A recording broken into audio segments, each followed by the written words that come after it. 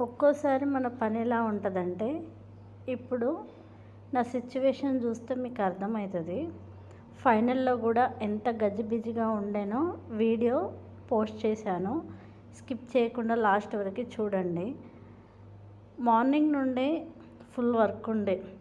Yesterday తెచ్చుకున్న సామాన్ సదరాలి, అన్నీ సదరాలి.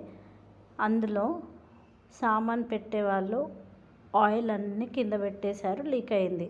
అది సదురుదామని చెప్పి లీక్ అయిన ప్యాకెట్ తీసి కట్ చేసా. అది నా మీద పడింది, బయట పడింది. సర్లే అని మొత్తం క్లీన్ చేసా. కిచెన్ అంతా క్లీన్ అవ్వంగానే రైస్ పెట్టా, స్టవ్ దోమా, సెల్ఫ్ అంతా క్లీన్ చేసా. ఫైనల్లో చూసారుగా, అది ఒక్కోసారి పరిస్థితి.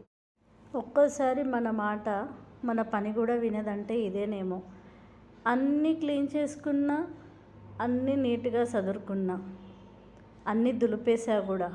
దులిపినాక ఒక్కోసారి మన టైం బాగోదు అంటే ఇదేనేమో. మీకు ఇలా ఎప్పుడైనా జరిగిందా? కామెంట్ బాక్స్లో మెన్షన్ చేయండి.